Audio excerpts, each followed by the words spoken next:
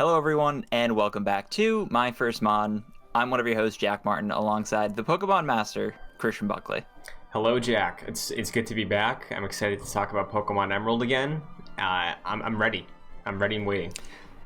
That's good to hear. We took a 1 week sabbatical, as it were. I had to deal with some personal things, but we are back. And we're back for quite the tumultuous episode, Christian, because I hit quite the wall in this week. I hit quite the wall. You did. I know what the wall is, and we'll get to it, and I'm guaranteed I'm gonna tell you something that will make you kick yourself. So probably. Yeah. I'll say, Christian, Yeah. just to get out of the way, you're a liar. You're just a total liar, because you said there was no Miltank situation in this game, and maybe just because I'm stupid, but I encountered a worse issue than Miltank. Well, we'll circle back to what do you Miltank. have to say for your defense? I will save it for when we get to discussing Wattson, but sounds good. For those that don't know, this is My First Mon. It's our Pokemon retrospective series. We cover Pokemon games. We're currently on Gen 3. We're doing Emerald. We're doing week by week, gym by gym. You can support us over on patreon.com/joyclicks. At the $1 level, you can name the Pokemon in my party. And at the $5 level, you can get producer credit and have your name read out on each episode of the show, just like our Patreon producer, Chris Sakas. And finally, you can get involved with the show by giving us any advice or corrections in the YouTube comments for each episode, and we will feature you in our Trainer Tips segment. Now, Christian, before we get to the Trainer Tips segment, you brought to my attention some pretty big news for this show.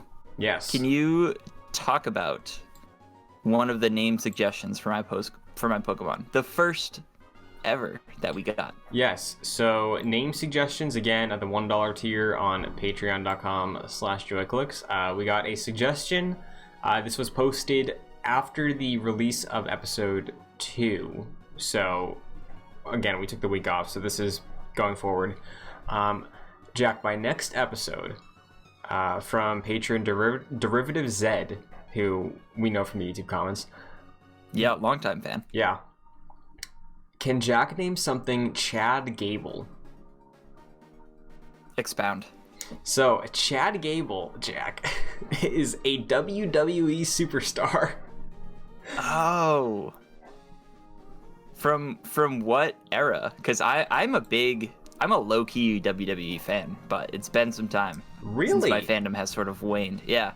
Like back in the 2007 to 2009-ish range, I was like all WWE. That's very interesting, because my senior year of high school, my friend Matt, who ended up being my college roommate, got me into WWE. So I recognize the name Chad Gable because he is a new class superstar. He was grown on the preview, I guess, section they have, the label that is about growing talent, NXT. Triple H manages it, but Chad Gable, he's I think he was in a tag team for a long time, went solo. I think he's supposed to be the son of Kurt Angle or something like that. So there you go. Okay, so we will find a name or a Pokemon for that name. So thank you very much, Derivative Z. I have one in mind, but I guess we'll get to that. Now, I have a follow-up question. Yes. Is the Boogeyman still involved in WWE? Because that was the guy I was rooting for all the time. I don't think so. I haven't followed it for about like a year and a half, 2 years at this point. But when I was watching, I don't think it was a Boogeyman. So that's unfortunate. Yeah. He really, I think, brought the life to WWE that was needed. Yeah. And he did it. Also, shout outs to Edge, and my favorite wrestler, like this isn't even me like hopping on the bandwagon, was at the time Batista, and I'm very happy that he rose to prominence and is one of the bigger Drax the Destroyer. stars. Yeah, it's I'm very proud of that man. He had a really cool entrance theme, so had to appreciate that. Well, Jack, you said bringing the light to the WWE, and you know who brings the light to this year program? Our trainers. Absolutely. So if you'd like, I can run through the trainer tips for last week's episode. Please enlighten me. Definitely not Pedro, back again. They said, just a tip, make sure to have one free space in your party. Basically don't have 6 Pokemon, but at max 5. When Nincada reaches level 20, thank me later. Okay, so the thing with Nincada, and thank you for that tip, because that sounds very intriguing. My thing with Nincada right now is that Nincada just serves as an HM Pokemon for me. So I don't have any intention on getting Nincada to level 20, but Christian, do you know the little surprise there? Like, should I be tempted to do that? I think it would be worth your while, since I'm looking at the dock right now, your Nincada is a level 17. Might as well. I don't think it is. I think it should be a level 7. Oh, okay. You know what? At that point, maybe not. Okay. But yeah, I think I might have incorrectly described that on the dock here, but okay. Yeah, I think it's a lot lower than 17. But if you do, it's probably worth doing that, because remember last week when we talked about Nincada, I mentioned that Nincada has a case of evolution that we see a decent amount this generation, where depending on the path you take with like extenuating circumstances, you can make it evolve into one of 2 different things. Instead of a 3 stage, there's technically 3 Pokemon, but 1 evolution. Okay. So, well, I know I'm near the daycare right now, so what I'm thinking is maybe I could give the daycare my Nincada, just run around a bunch, maybe get it to like level 19, and then just sort of push to the 20, make sure I have the free space. Because I know later on I can just give it back the HMs, I'm pretty sure. yeah, actually, it'll learn a bunch of moves that I probably don't want it to. Shout out to my Bellsprout, who was massacred. Right. How could they do that to my little boy? Now, I believe, though, you'd be good on the HMs, because I think nobody can erase HMs, not even the move deleter. So. Oh, that's that's unfortunate. Yeah. Because I might have given someone an HM that I don't want. That's oh boy. Really unfortunate. We'll see. Well, yeah, we will see. Todd, TAWD, said, I'm pretty sure you can say no to May for the battle. She just calls you a bad trainer and lets you go. There, thanks, Todd. That's for the trainers who want a more adversarial relationship with their rivals. Yeah. Couldn't be us. No. Android Man said, catch a Zigzagoon for HMs. It can learn all the important ones like Rock Smash and Cut and Surf and Waterfall. Although it's better to keep Surf for your water type. Do you have a water type yet? You got a Wingull. Yeah, my Wingull. Waterfly. Now, this, I could be completely wrong on this, but I'm having a hard time wrapping my head around a bird Pokemon using the move Waterfall to like scale a water. I don't know how that makes sense, but who knows? Maybe it does. Well, flight, verticality. Sure. You know, I guess we don't get a lot of water birds in fiction, so there's not a lot to compare it to. That's really not. So, thanks for that suggestion. I might do that. Bergamot Bucket said, the problem with using Swellow or most other starting birds against fighting types is Swellow is both flying and normal type. Normal is weak to fighting, which cancels out the resistance that flying types like Wingull have. Looking forward to the next episode. Now, I faced a fighting type gym last episode. And I think I fared well. Right. Unless I'm mistaken. But you don't have a Swellow. Or Tailo, sorry. You have a Wingull, so you were good. Right. Oh, okay. Gotcha. Because the issue there, I think the reason I had issue was because I have a Tailo. And Tailo has that normal modifier that is weak to fighting. So that's why I was having more struggle with my wing attack, where you were just sailing on through. I see. And another one from Todd. Once you give the letter to Steven, make sure to run back and talk to the Devon Corp president, because he gives you a really good item. I did not know that. Now, yeah, I remember reading Todd's comment, and thank you again. But we took that week off, and I like split my gameplay between those 2 weeks, so I forgot to actually go and do that. But hopefully I will remember for next week. I think we're pretty close to Devon Corp, or we can make a little hop, skip, and jump over there. So Yeah. might have to do that. It shouldn't be too bad. Also, wanted to shout out Neon Rider Arya in the Discord. Once again, mentioning that the May or your rival battle is optional. And they'll despawn until the next fight, which we will see in this episode. And I think that's it for trainer tips for the week. So thank you again. Make the show better. Yeah, definitely. We've been getting some really good comments. So thank you all of you for reaching out on YouTube. Now, Christian, I'm gonna hit you with that current party. Please do. So I cut the fluff from episode 2. I think I had like a Meryl. I had some other stuff going on. Yeah. Oh, get out of here, Lotad. No one wants you. Yeah. So right now I have a Wingle, level 18. Grovile, level 17.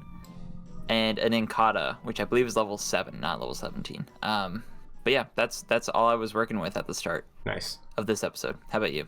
So, team hasn't changed much since last week, but at some point throughout the episode, I did reach an evolution. So, we got my Grovile named Kashi.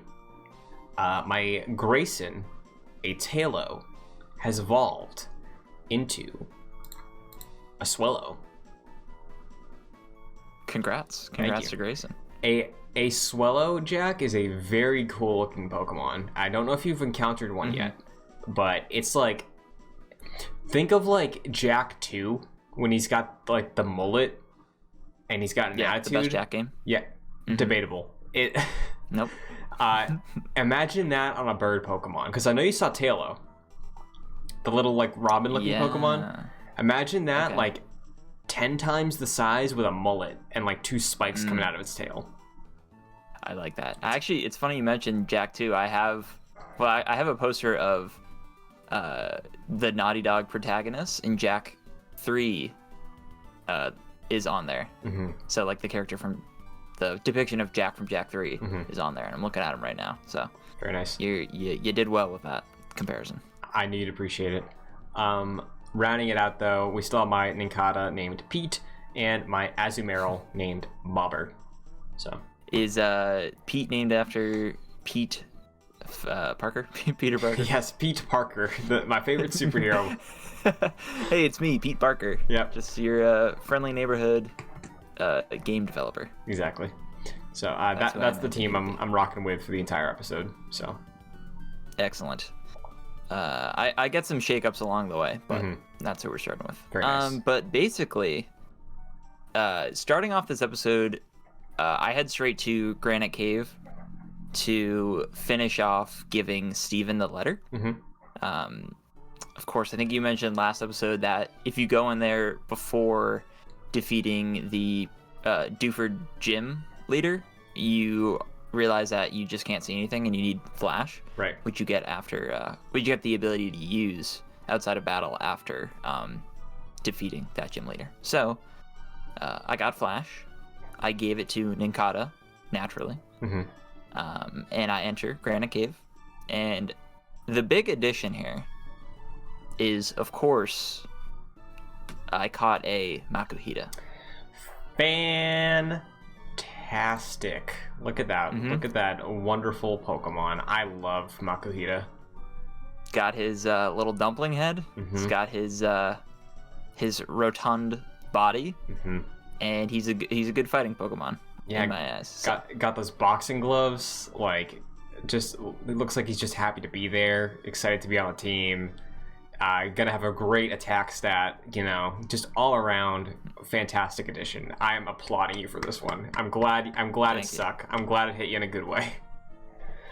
Yeah, it did. And it's funny because immediately afterwards I found an Everstone. Yeah, so there was one right on that boulder right there. I remember you mentioned considering this.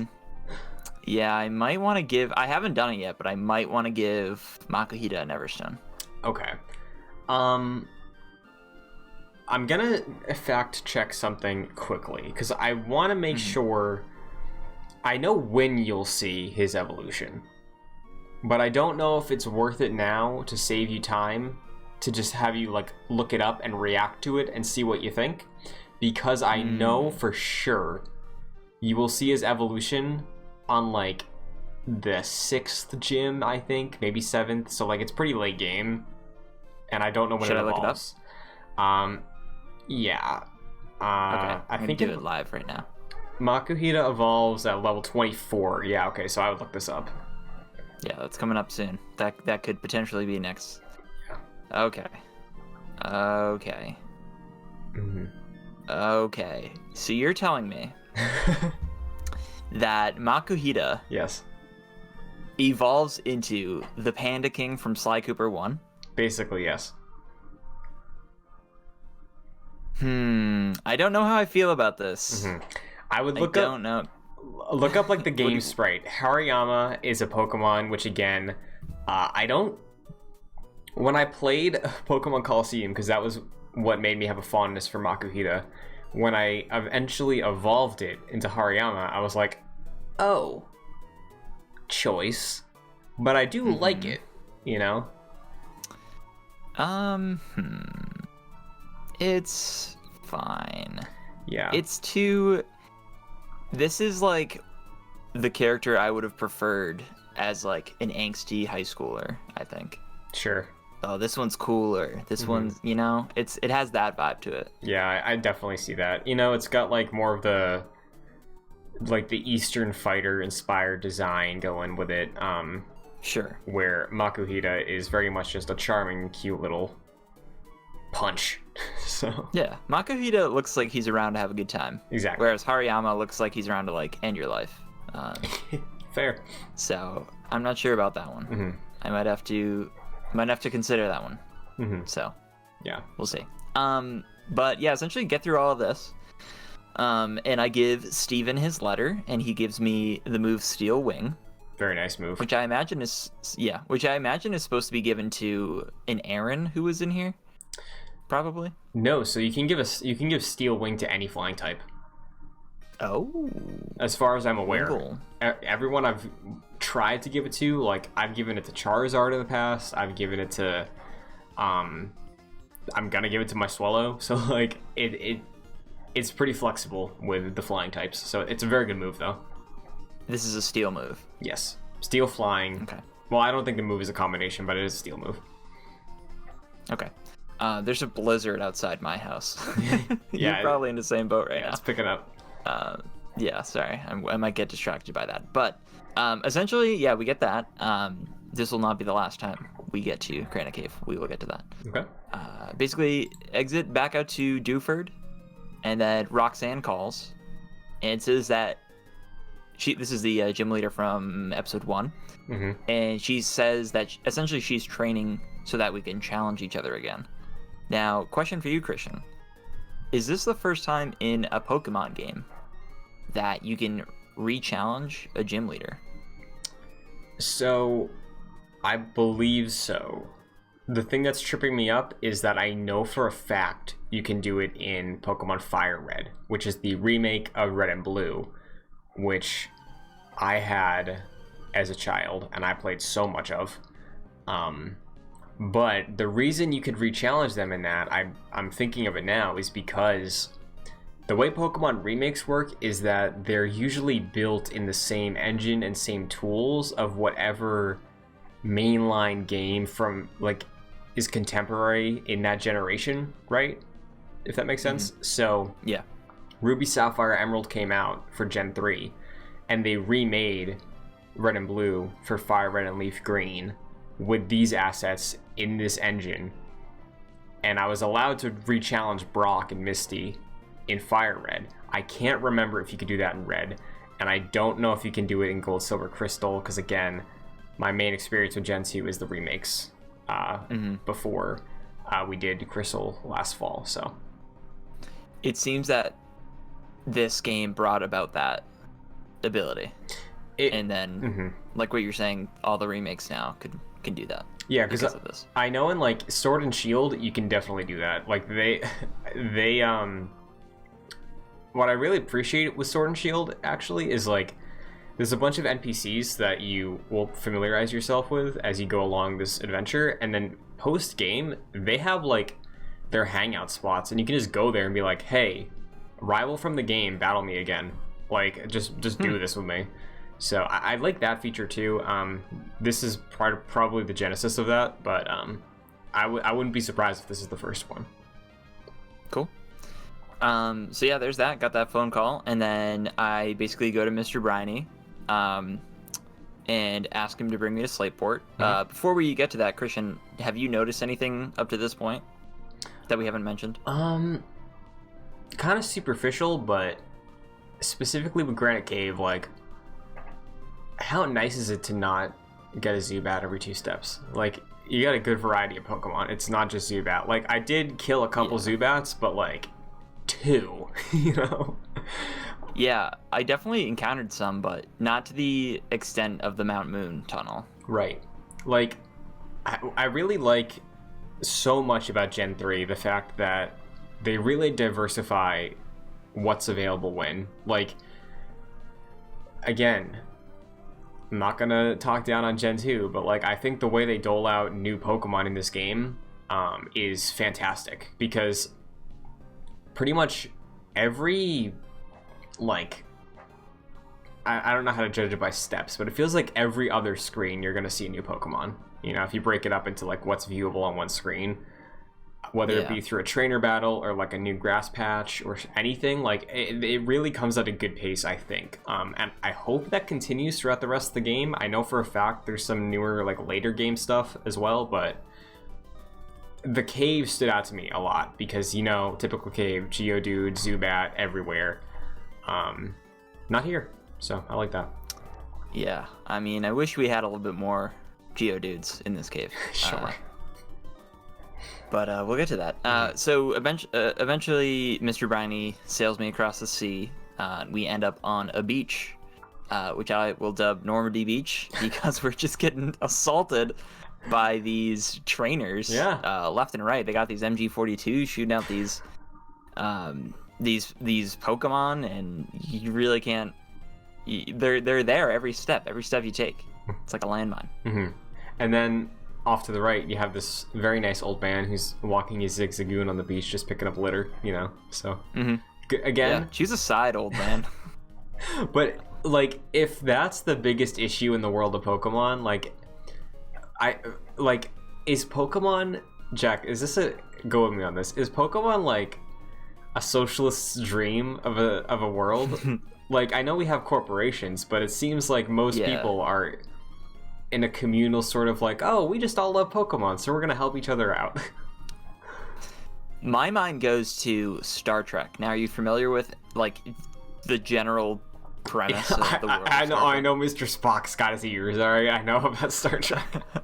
Okay, so the premise of, like, where we find ourselves in Star Trek is that the world, like, Earth had World War III, and it was like this devastating nuclear war, and then humanity was just like, okay, we're not going to do that anymore, and essentially decides to, like, national barriers, like, aren't necessarily that big of a thing anymore, and humanity is just one collective group, and they decide to, like, band together and just, like, go off and explore the stars, essentially. So I imagine that the Great Pokemon War was that to the Pokemon world, where they were like, all right, we can't be using these Makuhitas to just beat the snuff out of, like, I don't know, any other Pokemon. We gotta be you treat our Pokemon with love, and I guess all the problems were solved after that. Still some greedy corporations out there, like you mentioned, but sure. You'd assume. I like what you're doing. Thank you. I like that observation you made. Regardless, we still kick the teeth in of all of these trainers here. They're left in the sand. And then in the left part of the screen, there's, like, the only way I can describe it is in SpongeBob, they have, like, those tents in the sand. Sure. And there's some people in there, defeat some people in there. Some dude's very impressed and gives you some soda. He's got, like, an icy machine next to him, you know? On the beach, you want a nice cold icy. Remember slush puppies? I never got those. No, I was an icy child myself. Slush puppies are so good. Slush puppies were good. I do appreciate the icy. Of course, that was a staple of the movie theater experience. In the old times. Yeah. Yeah, I guess our world right now is having a very similar sort of reckoning with itself. Yeah. Maybe we'll be able to return to movie theaters. Anyways, back to fake things. We go to Slateport City, and this is the first time I get to a city. First of all, I was pissed that the gym wasn't here. I was like, okay. Which I get it. I get that there's stopgaps. Right. But I was mad because I felt so overwhelmed here. This is like one of the bigger cities. And there were so many stalls and stuff, and I didn't want to buy anything from anyone. Right. There's just a lot going on. Yeah, Slateport I think is really interesting because to memory, I think... I could be completely wrong about this, but is this the first major named location in a Pokemon game, like a town, that doesn't have a gym?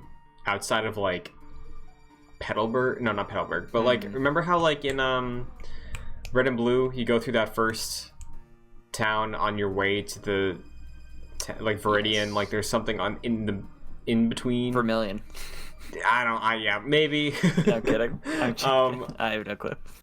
But, right, like, for the scale of a city this big, you'd assume there'd be a gym here, but there's a lot of, like, culture, I guess, instead. So yeah. Yeah, reminded me of, like, a Ren Fair in a way. Sure, yeah, there's, like, that, the farmer's market, the Marine Museum, an engineering place, the battle tent. There's a lot there. Big lighthouse. Now... Do you ever buy anything from the stalls here? Because it seemed like a lot of sort of like expensive fluff, and I like just didn't want to. Yeah, so I ran through and I talked to everybody just to see what they had. Most of that stuff from memory is irrelevant. There's a mechanic in this game that is completely optional, as we'll see in a moment. But there's a lot of optional stuff to do in this game where you can invest your time into fun little activities. Some of the items you can purchase in this game are pure decoration. That's it. There's no practical use to them. So, gotcha. Yeah. Yeah. Seemed like a whole lot of nothing. So didn't really buy anything there. Something I noticed as I usually do like a run around and then start back. Right. I saw a bunch of Team Aqua members outside. I entered a building, and I was like, I'll get to that later. And then came back, and they weren't there anymore. So did I miss, like, a cutscene on the outside featuring Team Aqua? So I think if you went over to them, you could talk to them. Because I didn't do this either, because I knew going into the building would progress the story. Because if you go to Team Aqua outside the museum, from memory, like... 10 years ago, I think they say something of like scram kid, or they're talking about something about their plan. If you first get to the city and then you go north towards like the bike route as well, there was about 5 Team Aqua members that are blocking the path that way, and they're like listening to somebody tell them what their plan is, and they'll be like, oh, you're never gonna see this coming, like stuff like that. But yeah, if you go to I believe the engineering office, which is where I think you probably went, and you leave there, then you go up towards where they were by the museum. They're inside the museum at that point, so. Yeah, so I think you're right. I went inside the engineering building looking for Stern, because one of the employees told me, of the Devon Corp, told me to go find Stern. So go to the museum, and then, yeah, Team Aqua is inside here. Like, the whole team is there. Yeah. This reminds me of like a field trip, and like the Team Aqua leader is like, I got everyone's tickets right here. Partner up. So yeah, everyone's there. Go inside, find Stern. Did you look at? Of course, Team Aqua shows up. Yeah. Did you look at any of the display cases? I might have. I don't think I wrote anything down. Was there anything of? It was just a bunch consequence of. here? It was just a bunch of scientific facts. It was like, why is the ocean blue? Well, it's because a lot of the light is reflected off the ocean, and blue is the only one that's absorbed, or something like that. And talking about how currents work and why the ocean is salty. Like, there was a lot of stuff like that, and Team Aqua was just like, they were just like they weren't harming anybody. They were just loitering and reading all these things and looking at Yeah. the They must have ate that up. Yeah. So yeah, talking to Stern, and then Aqua comes in, tries to fight me. Mm-hmm. I think there was 2 members. Yeah, and one of them had a Carvana, I believe. Like the website Carvana. Hold on. I think that I pronounced that right. It's there was a new Pokemon they threw out. It was a new water type, and it had the ability Rough Skin. So if you attacked it physically, it harmed you. Okay. I don't. This is part of my playthrough of a while ago. Yeah. I'm gonna look Carvana up right now. Oh, yeah. It's like a real angry fish. Yeah. Yeah. Carvana is interesting. How so? Mainly because I believe it doesn't evolve. Oh. Actually, no, it does. My mistake. Okay. But yeah, Carvana I always thought was a striking Pokemon. It was always very interesting, and its evolution line, pretty tough, pretty strong. So. Damn. Tough water type. But Makuhita came to party and destroyed them with like no ease. Yeah. Or with no difficulty. But yeah, and then here comes Archie, who's the leader of the Team Aqua. Yes. And basically is like talking about wanting to expand the sea. And I wrote down here, it seems like Aqua is like environmental terrorists similar to Avalanche in Final Fantasy VII. Yeah, I wrote down Archie's introductory line because he is the team leader, right? And he storms this room and he runs up to you and his 2 defeated grunts and he says, "I wanted to see what took so long to snatch up some parts, and you simps are held up by a mere child." Wow, head of the game. Yeah, out here calling his dudes simps. Yeah. Clearly, before that terminology is used for different verbiage. Yeah. But it is funny to see. Yeah, for sure. To see that back then.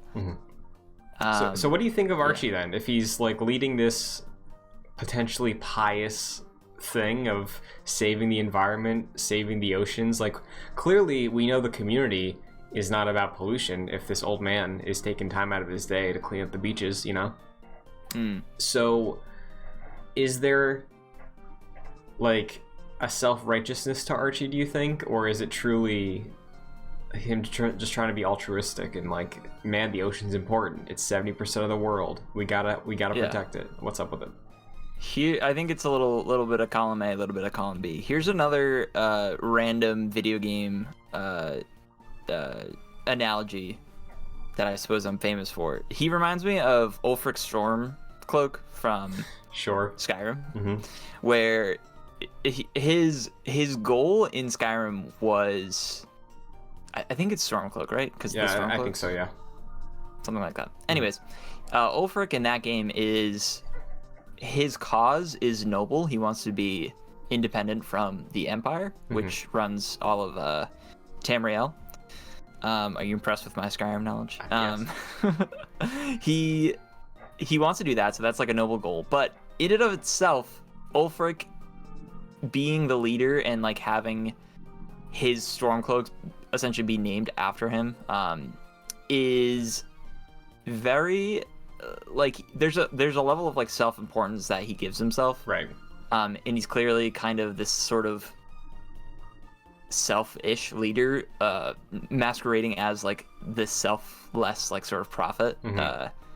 So yeah, it seems like there's a little bit of both going on, where Archie may want to do this noble quest, presumably, I don't know yet, but he's also sort of a little nefarious in some aspect.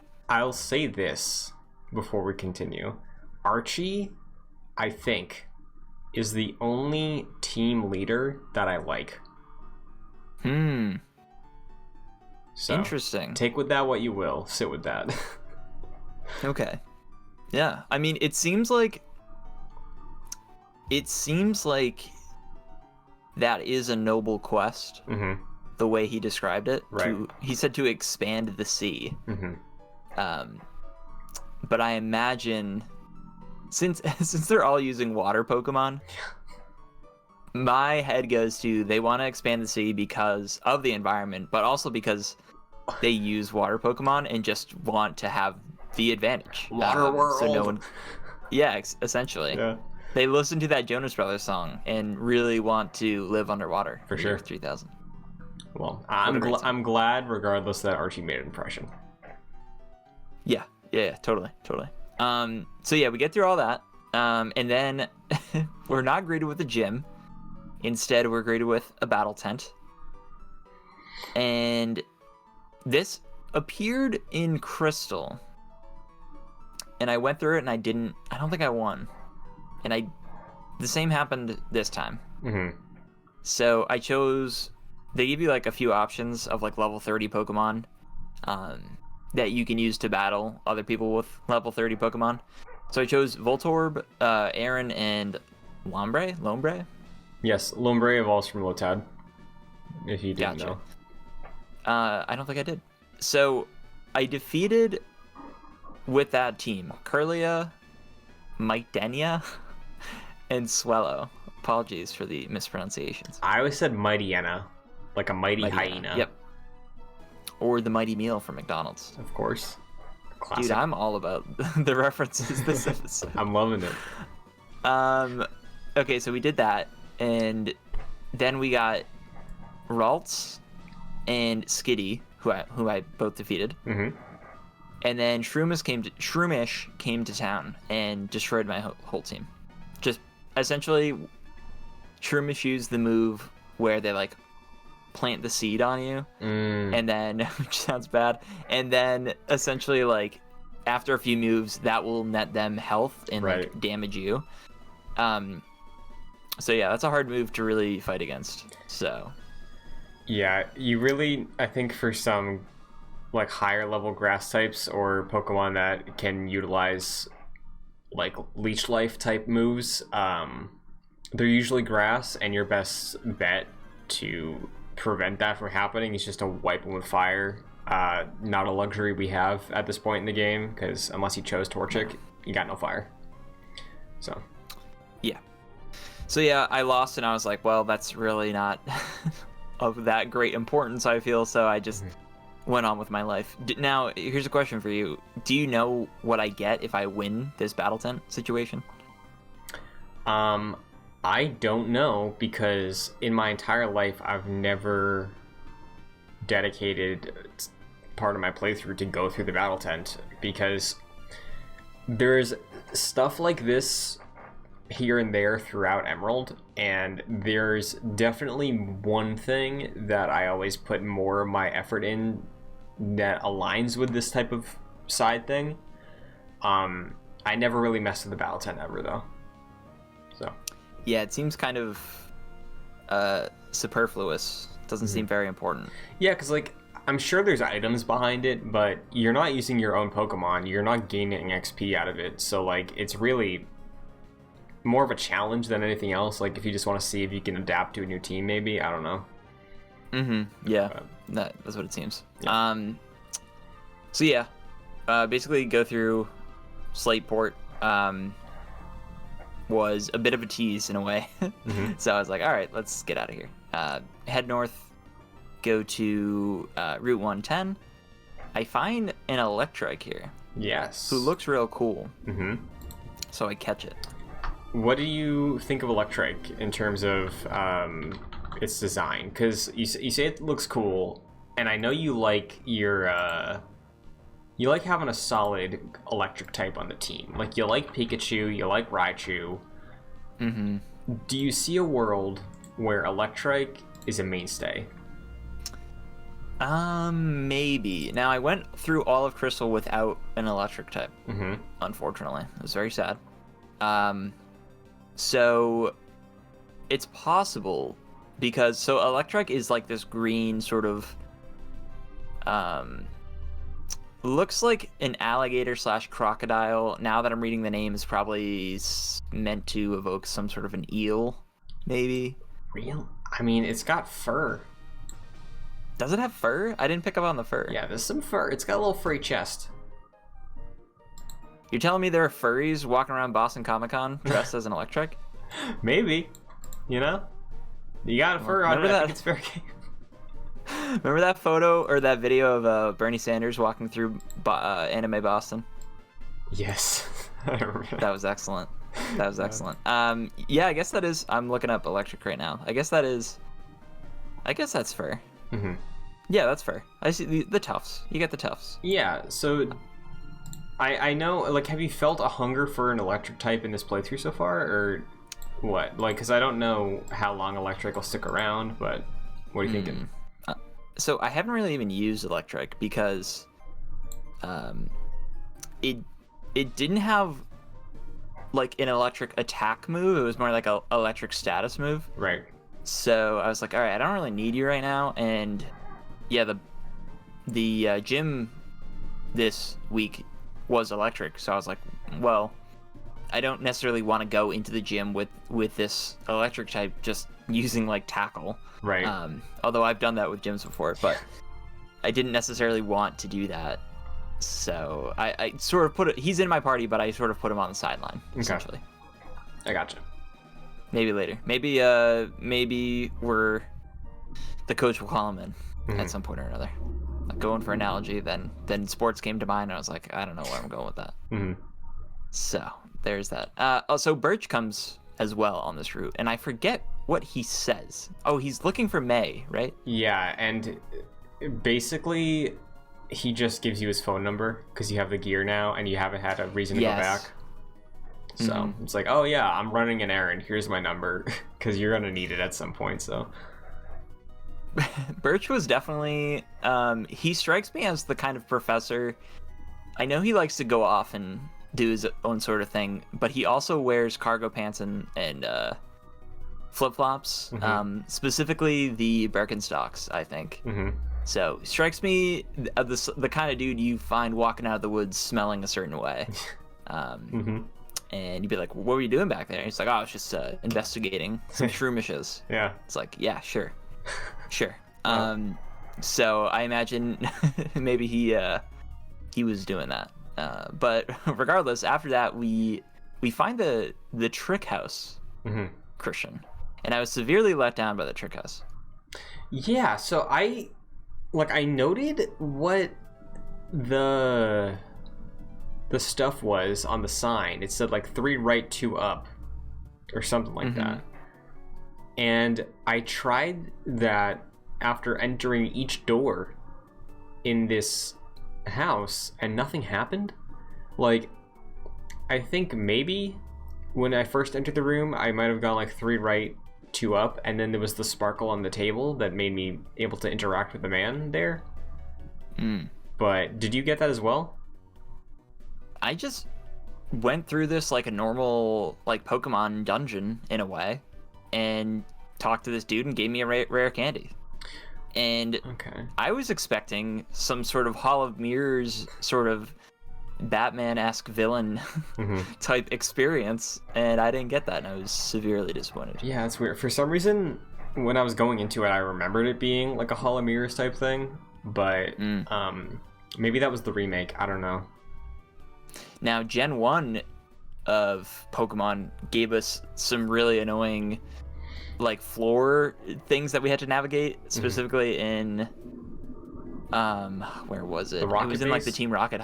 Yeah, the Team Rocket base. I was expecting something like that, but we really didn't get that. So yeah, it wasn't that bad. It was just some cut some trees down, fight some trainers, no big deal. But yeah, love a rare candy. Rare candy is one of my favorite items in a game ever, in all of games. Rare candy's good. I wish it gave you like +5 levels instead of just 1, because 1 is like fine. Wait until you get to Sword and Shield. You get candies left and right, Jack. I haven't had to grind a minute in that game. You do 1 raid that takes 10 minutes maybe. You get a bunch of large rare candies. You pop that on a level 1 Pokemon, it shoots all the way up to level 20. Wow, that's something. Yeah, they go off. They hear your criticisms. I like that. Yeah. I like that. So yeah, the trick house is gone, and behind us now, sort of disappointing. We get to Route 110, and May is here.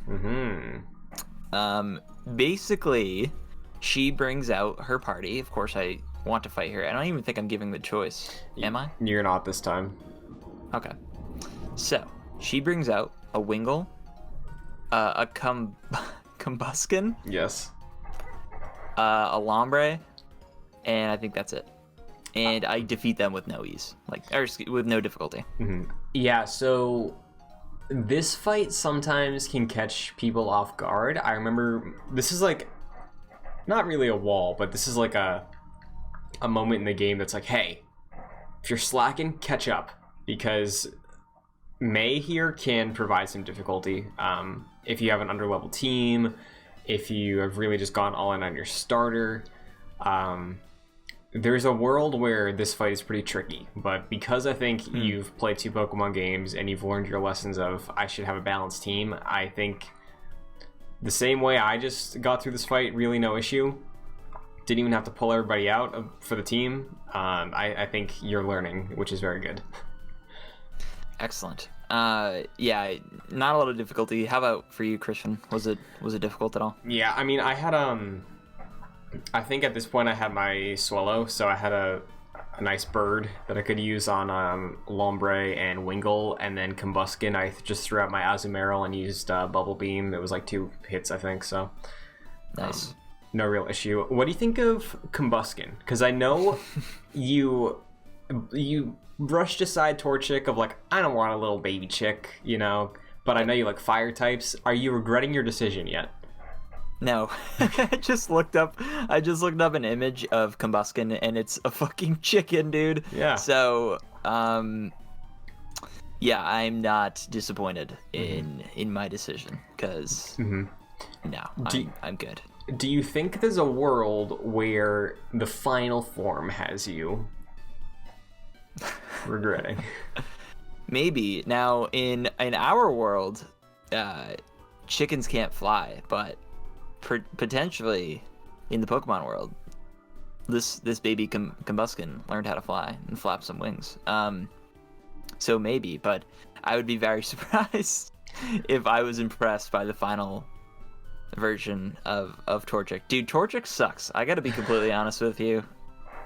Torchic it's sad that Torchic, the fire type, is the least cool Pokemon starter. What if I told you, This gen. I'm not going to tell you what its final form is like. I want you to see that in your own gameplay, but its typing is fire fighting. Okay.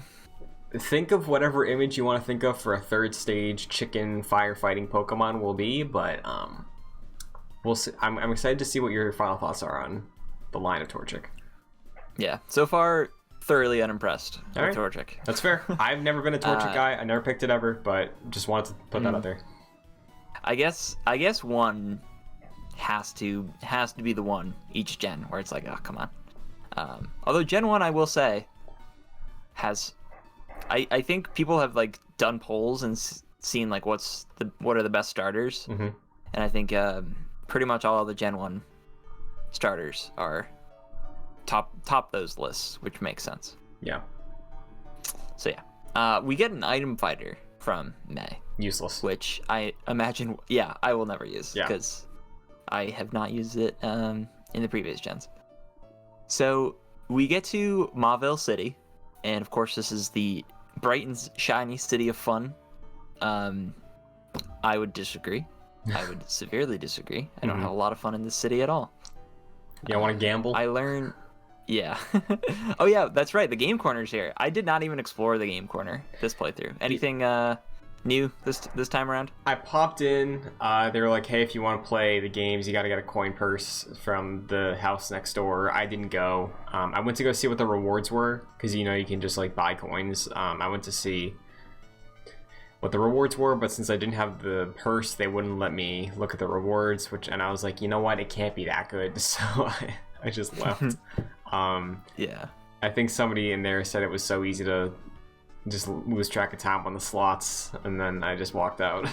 So it's a little gross thinking they had in the older gens had gambling in Pokemon, given that I think pachinko machines are fairly popular in Japan, so it seems like a sort of one-to-one, like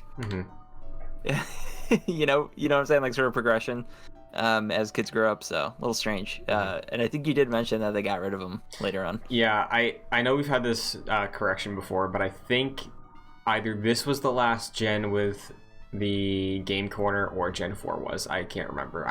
In my head, I can't think of a Gen 4 Game Corner, but there very well could be one that I'm forgetting. So I'm not a gambling man, not even in my video games, so I don't really mess around with this. That's why I didn't buy any stock this past week, because that's all gambling. Anyways, I get Rock Smash. I forget from who. There's a Rock Smasher in one of the houses. Of course. So I get Rock Smash. I can teach it to a Pokemon. I can't use it outside of battle though. And then there's the first thing I noticed, like when I was walking around, was like this slew of bikes toward like the middle of the city. So I was like, sweet, I'm gonna bike here, go inside, and I'm given the option between the Mach bike and I'm forgetting the name of the other bike. The Acro bike. The Acro bike. Now, I believe he said the Acro bike was like slower, but potentially more maneuverable, but the Mach bike was faster. Yes. So my question for you, and of course I choose the Mach bike. So why would anyone choose the Acro bike? So, worth noting as well, and I would remember this, that the bike owner said you can come back and swap anytime you want. Okay. There are certain environment places in the game where one bike will allow you to get to an area and the other one will not. So, oh god. For instance, it's very clearly telegraphed what will work where. The Mach bike will go uphill, either on the bike path. So if you want to go back up the bike path, like just we aren't there yet, but when we get to the bike path, you can go uphill. And also, I believe it's in the lower level of Granite Cave, there's like a mudslide area. Oh yeah. I think the Mach bike can go up that path. Okay. So I didn't try that, but that's interesting. That is a use for the Mach bike, and the Acro bike will allow you to like pop a wheelie and then just keep like hopping. So you can use it to like BMX X Games mode. You can like just pop a wheelie, hop from like pillar to pillar in some instances. If there's like a path where you can't walk and you were like, if I could only jump, I could get across this. That's where the Acro bike comes in handy. Gotcha. Interesting. All right. Well, thanks for letting me know. Now I know. So, yeah, basically do that. That's sort of the most important, things we've touched upon for this particular city. And then we encounter for me at least, I encountered the biggest wall I've encountered in any Pokemon game so far. Is this after you get through your wall-ly? Yes. So yeah, we see Wally at some point. I forgot to write that down. Yeah, it feels bad, man. It feels bad. He's got one Ralt still. It's like a level 15. You got your like entire team of 20s. Like, I two hit him. I felt so bad. Yeah, there's no winning here because you either fight him and destroy him, or you say no to him, and I don't know what happens after that. But yeah, you fight him, destroy him, and then he returns to Verdant Turf. Yeah.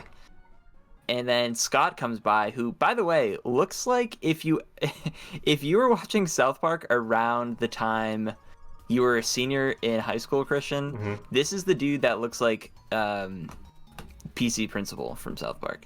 I can see that. Yeah, I wasn't like that's who. I'm aware of that visual. Yeah, Scott reminds me of just like a minor league baseball coach. That's what I see when I see Scott. Like, he's got the sunglasses, he's got the hair, he's got the blue polo. Maybe he's a cop also, and he's just doing this in his spare time for his kid. Like, that's the vibe I get from Scott. Yeah, not a good vibe. Not a good vibe. So yeah, Scott, he basically just comes around and is like, wow. He comes around and says, wow, you beat that dude up without even touching him, essentially. Yeah. So, and he was very impressed, very impressed. So yeah, scouting out. That's interesting that you say minor league baseball coach. Maybe scouting out some potential trainers. Yeah, for some reason. We'll see. I think we last saw him at the school. Am I right? The school, and I ran into him in Slateport. I think he introduced the battle tent after I beat it. He's like, oh yeah, I saw all these these aqua thugs running out of the place. You do this? That's what Scott sounds like to me. It's like, hey, I'm at the battle tent. Come on over. He's definitely like a bro. Yeah. Bro, you gotta try this. Yeah. He's that kind of guy. No. So, sorry, we can move on a second. He looks exactly like the meme of the guy at the baseball game with the sunglasses talking to some girl. Yeah, with his hand like he's too, this is too strong on a woman. That is the visual I have of Scott. Yeah, Scott's clearly a douchebag. I think that's the portrait we've been describing him as. Yeah. Anyways, this. Yeah, so essentially I basically try to fight through... I'll give a more detailed description of Wattson later on, but I try to fight through Wattson with my Makuhita. Or, no, I essentially try to fight through the trainers with my Makuhita, and it goes fine. And then I'm like, alright, I don't have the advantage here, because the advantage would be ground. And I haven't seen a single ground type unless I've forgotten that I did. Usually, of course, you run across, like a Geodude or like a Dugtrio or something like that. Right. But I haven't seen any this entire game, so I was like, I guess I'll try and do that, and it wasn't working. And I feel like the game wasn't helping me here, or at least maybe I didn't notice it. So what I did was I Googled, because when I get into like big walls like this, I will like Google and see what the deal is. Completely any fair. sort of tactics. So I Googled. Sorry, go for it. I was gonna say most people as children, if they hit a wall, one of their friends, if not them, had the trainer guide that you could buy. Yeah. You know, I had, like, in the neighborhood, I had the one for Diamond and Pearl. So, like, whenever it was summer days, we were like, okay, where's this Pokemon? Flip to the book, find it. Like, you're doing that, essentially. You know, when you can't access my advice, that is completely open to you at this point. You know what you're doing. So. Yes. So, I see some speculation that maybe Aaron would be helpful in this, even though he's Steel and... What else is he? He's definitely Steel. Yeah. And so I go back to Granite Cave because I remember seeing some there. Caught one. Raised him to level 19. Taught him Rollout. There was someone in town who was like, hey, I can teach you Rollout. I can only teach it to one Pokemon. So be sure that this is the one you want. And I was like, sure. Like, I'm being suggested to use Aaron here. So I gave him Rollout and Rock Smash, even though of course Rock Smash is not a ground type. I heard some people say that it would be useful in this situation. Turns out it wasn't. I got to Magneton at Wattson and was just getting pulverized. No Pokemon was giving me assistance. My Makuhita was going down pretty quickly. My Grovyle was little to no help. So yeah, this is the point where I was like, I don't know about this. It was very difficult. So eventually I get a Geodude, but before I do that, Christian, you alluded to me potentially missing something along the way. What would that be? Well, you mentioned it. It was the rollout outside the gym, the person who teaches rollout, because like, looking at our teams right now, we have a very similar team composition as it stands. Because I'm looking at you, you got your Grovyle, you got a Wingull, you got an Inkata, you got a Makuhita. Like you mentioned, you just got an Aaron. On my side, I've got I got a Grovyle, I got a Bird, I got a Water type, and I got an Incada. So like, similar boat. I definitely took me like a couple attempts. I think like 3 times I died to Wattson, and then the 4th time, I was like, oh, Dadoy, I'll put Azumarill first because Azumarill had rollout already before I found that NPC. Which, like, unfortunate because Azumarill is a water type, so, like, I was on a timer, but because rollout stacks continually, like, every time it hits, it deals more damage than it did the last time, and it is a ground type move. If you can manage to get whatever Pokemon you have with rollout first and have a hit connect and start taking out those early Pokemon, like Electric, I think is first, or Voltorb, actually. Yeah, Voltorb. Both of them are pretty weak. They'll go down like 2 rollout hits probably. So like if you can build that, by the time it's at Magneton, it's really smooth sailing. And my Azumarill lasted up until Manectric, and then on Manectric I had to swap out to like Swellow for an attack and then quick attack the rest of Grovyle. Like, it was close. It was definitely a close fight, but I managed. And I was gonna say, at the beginning of the show, you said you lied. You said there was no Miltank thing in this game. I don't think I lied, but if you want to get specific, now you're the Miltank. You think so? Yeah. Me, like Pokemon trainer Jack, is the Miltank? I mean, if you got a rollout, like I steamrolled that fight, you know? You're the Miltank in that scenario now. So clearly Naughty Dog is fans of Pokemon. If they want to explore that, maybe it's not so black and white now. Well, here's the thing. Yeah. Rollout eventually didn't even help me. Okay. Because like I tried using rollout with Aaron here, and it didn't really, like, nothing really came to fruition here. Mm-hmm. And it wasn't. Yeah, nothing was really helpful. I also think I had Mud Slap at some point or another. I think Aaron had that. Okay, Mud Slap's and that really wasn't helping. That wasn't helping that much either. Mm-hmm. Maybe it was their defense, but yeah, like I was just getting creamed by his whole party.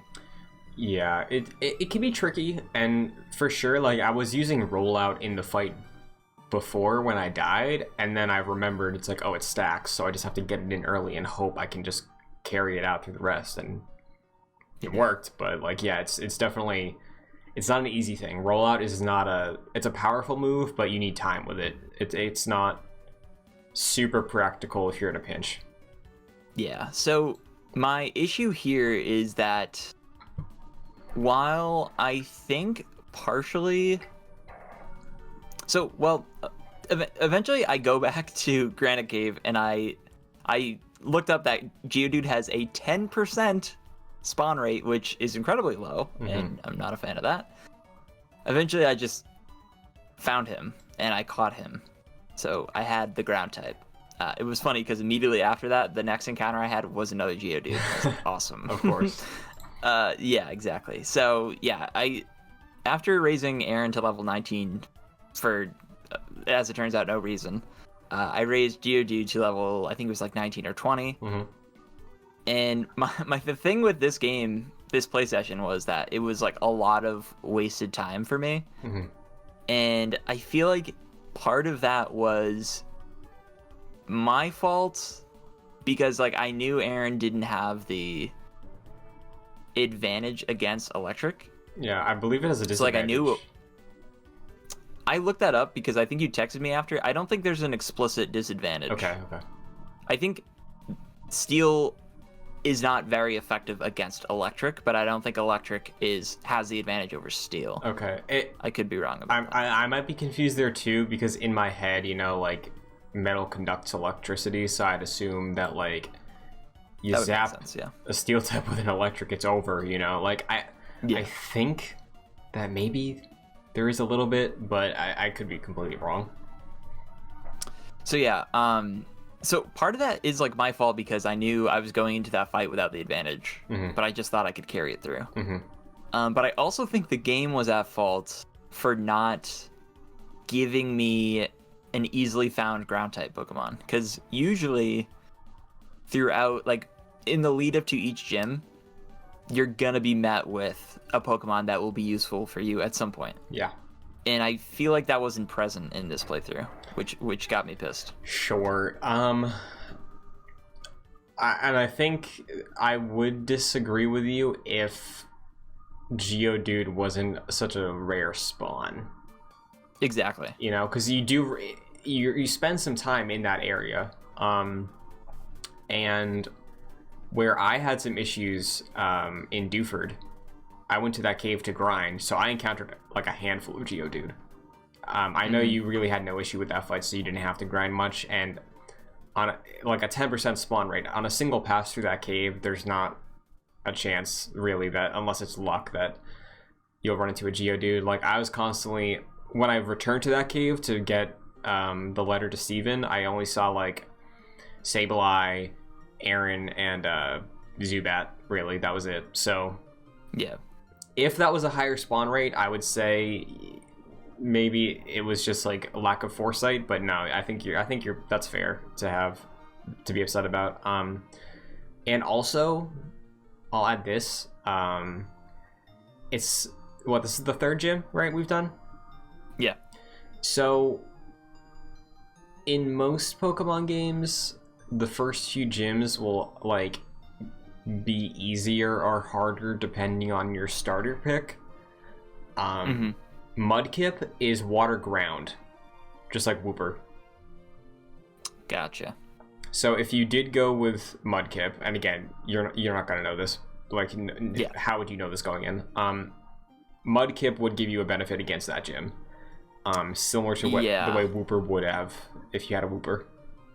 I did read that, but yeah, like what you said, there's really not much I could have done with that because I'm already this late in the game. But yeah, so it was just a really annoying part for me because like at least with Miltank, I eventually found a fighting type. That was actually another situation where like it did take a while because I had to give someone an Abra, which was in and of itself its own difficult situation because those are difficult to catch. But so it was just kind of annoying. And I know there was the daycare nearby, but like I had such a poor experience with the daycare in Crystal that I didn't want to mess with anything, so I just naturally leveled up Geodude. Yeah, I think that's fair. And honestly, I can say to you right now, based on the past 2 seasons and what your affinity for certain types have been so far, I think I would not feel bad about raising Aaron to 19. Okay.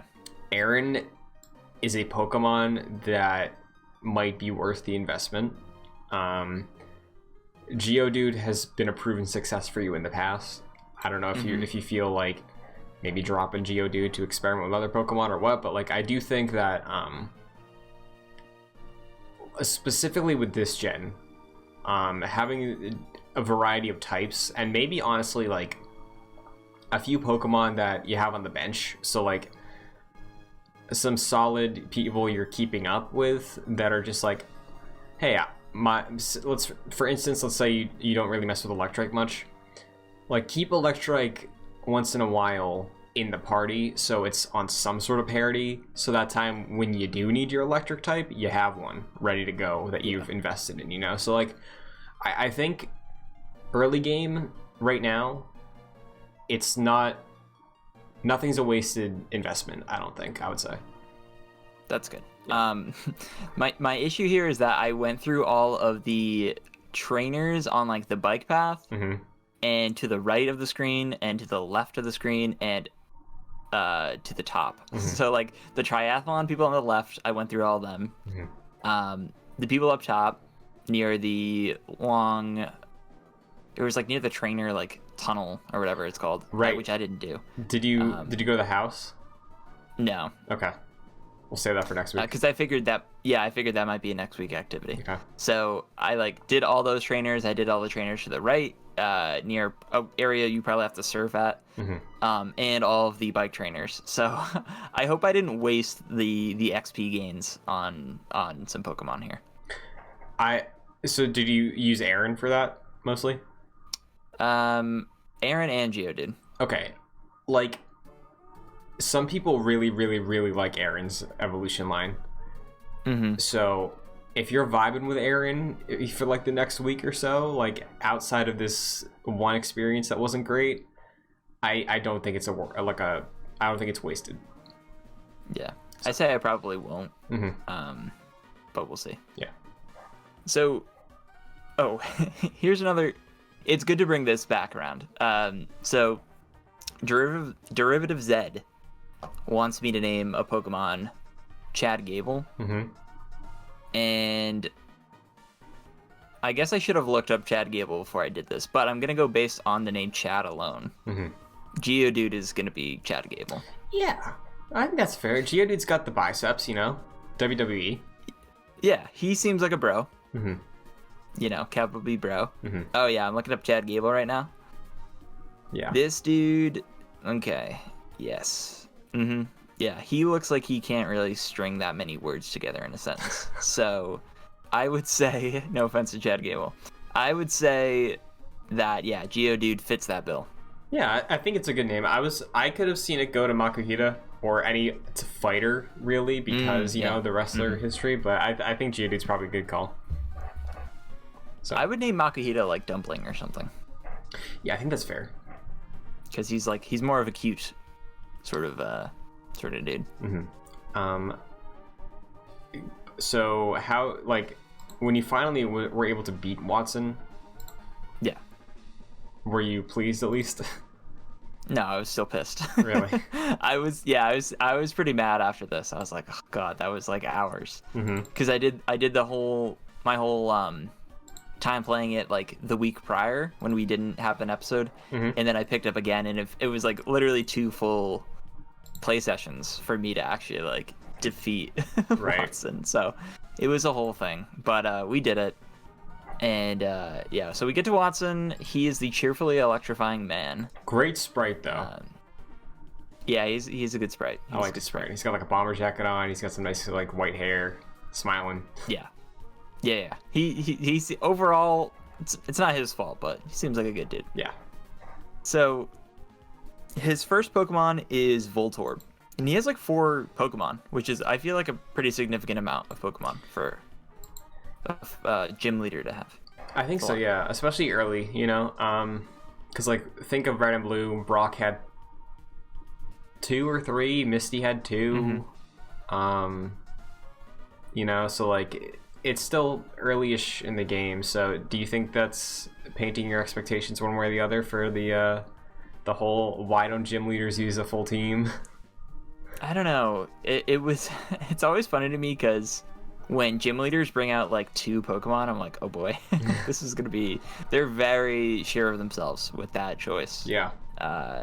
So 4 is, I guess, sort of more conservative compared to Whitney, who I think just had someone and then Miltank. I think so, yeah. So, but yeah, Wattson brings out Voltorb.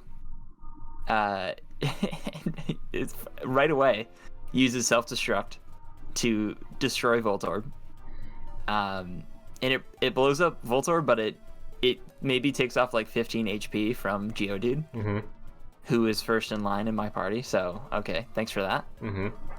And then Electrike comes to party, who uses Howl, and then Geodude uses Magnitude, and it's Magnitude 8, and it defeats Electrike in 1 hit. Very nice. So you love to see it. Yep.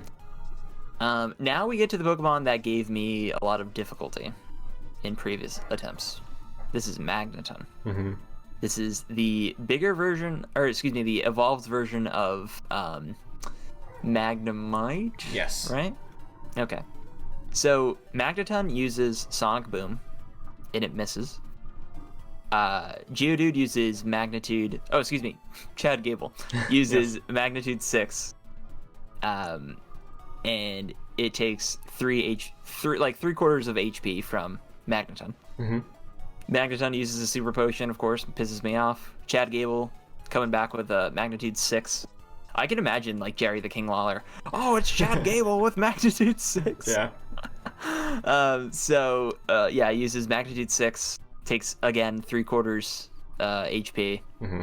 Sonic Boom hits from Magneton, but Chad Gable comes back with magnitude 6 and lands the feint. And then finally, yeah, we got through that wall, and then we just have, of course, the guards up top. We got I always see a Pokemon's name and I'm like, oh god, how do I pronounce this thing? I believe it's Manectric. Manectric. It's an E at the end. One of those. Is it? I might have spelled it wrong. I think it is. I could be wrong. Regardless, I'm pretty sure this is the evolved version of Electric. You are correct. I was wrong. So, is it Manectric? Manectric. Okay. So this is the evolved version of Electric, right? Mm-hmm. Okay. So I give Chad Gable a soda to heal up. And if you've noticed so far, this is a Chad Gable exclusive fight. Because I'm pissed and I need this WWE wrestler to really get me through this. Oh, for sure. I'm on a path of vengeance, and I brought backup with me this time, essentially. So, Manectric here essentially only, for the most part, uses quick attacks. So it uses a quick attack, and then because of its speed, when I'm choosing a move, it uses Howl before I get to do a move. Chad Gable uses Magnitude 7, which takes half HP from Manectric. Manectric uses a Status Berry to regain some HP. Does a quick attack. I use Magnitude 6. Or rather, Chad Gable uses Magnitude 6, takes 3/4 of Manectric's HP. Manectric uses Quick Attack, and then finally, Chad Gable from the top ropes uses Magnitude 8, and it scores that feint. So there we go. Wattson's dead. Yeah, it was quite the effort for this one gym leader, who I feel like ordinarily doesn't pose that big of an issue for most people. Am I wrong to say that? Yeah. And, like, even on my end, because I did not face nearly as much of an issue. I how did you fare? Pretty solid, because, like I was saying before, like, our teams overlap a good amount this season so far, and you said it took you, like, 3 attempts. Yeah, like, I think on my 4th or 5th try, I got it. It took me 3 attempts before I remembered I should just do rollout early. Gotcha. But yeah, I definitely went out I went north and I went up to those trainers and I did the house just to grind out a little bit. So that helped. By the end, I think Kashi, Grayson, and Bobber were all around level 27, I think, by the time I went back to finish the fight. And my Ninkata Pete is like a level 10, I think, still. But yeah, it wasn't super difficult for me. Definitely I think I had to reassess the strategy, but it was not. It took me like half an hour max, I think. So that would have been nice. I bet. I listened to several kind of funny podcasts throughout boy. my play sessions, so yeah, it took a while. Jeez, did you try to brute force it for a long time, or did you spend most of that grinding time on getting Aaron and Geodude up to parity? So I think I did maybe 1 or 2 attempts just with. Actually, I don't think I did any attempts with just Makuhita. I think I got through a few trainers and I was like, this is probably going to be fruitless. So I went to get an Aaron. I leveled him up to 19. Got through the remaining trainers within the gym itself, and then went through Wattson, I would say 3 to 4, maybe 5 times. Okay. And then I was like, all right, this is clearly not working. I don't think there's really much I can do. Yeah, I feel that. So yeah, then I got through with Chad Gable with 1 attempt. Very nice. So yeah. Well, there it is. I'm glad you got through. Yeah, we got the Dynamo badge and Shockwave TM34. Very cool. And now you have the ability to use Rock Smash outside of battle. Yes, there's been a few rocks I've seen in my journey. So I know there was one around some of the first towns, so I might have to go back and there was that where Mr. Briney in Pico, was it Pico? Peko? Yeah, Pico. Yeah, it was in that tunnel. I know there were some rocks blocking the way, so maybe. Yeah. I'm pretty sure. I keep forgetting. Verendorf. Verdant Turf. Sounds like the Swedish Chef. Yes, Verdant Turf. Wow, it does. Right? You just gotta say something like with your own tongue. Then, yeah. Verdant? No, I'm not gonna do that. Verdant Turf. Sorry to all the Swedish people out there listening. Our apologies. Yeah, Verdant Turf. I'm pretty sure that's the tunnel that was linking those two areas. I believe so, yeah. So, okay. Yeah, now I can probably... I can probably take that tunnel and get the reward from the Devincorp dude. Yeah. That Todd was talking about. Yeah. So, that might have to look out for that. That might be it. So the next gym, just so I'm on the same page as well, because I know there's some Pokemon games that like around the middle point they open up a little bit. I just checked what is the fourth gym. It says Lava Ridge Town is the next one. So I think I know what we're in for. Yeah. So be prepared for that.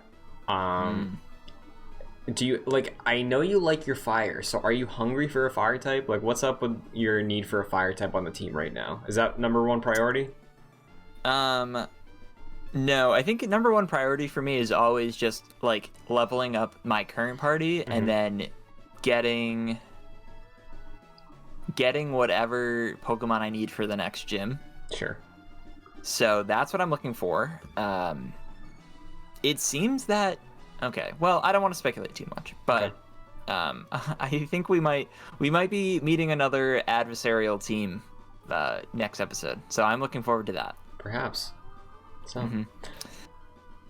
Yeah, but Christian, that's so far away. So until then, where can people keep up with you?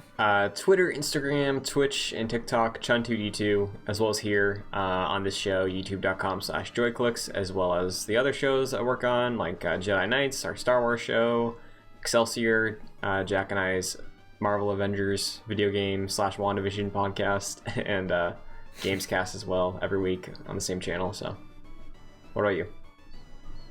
Yeah, you can follow me on social media at FascinatedJack. Shout out to all of you listening who took the time to subscribe to JoyClicks, because JoyClicks just reached over 2,000 subs on YouTube. Feels good. I think it's at definitely. I think it's at 2.1 now, or 2.01. I think it's at like 2010. Yeah, we're comfortably over 2,000. Yes. So, because you want to look at it, and it's like, oh, is it going to dip back down? You don't want to share that, and then it dips back down to 1.99. But we're over. We're over the hump. So, we definitely appreciate that. I feel like a lot of my first Mon listeners were that was because of a lot of support from you guys, from the trainers, of course. So we appreciate you. Absolutely. Yeah. So, Christian, until next time, we'll catch you later.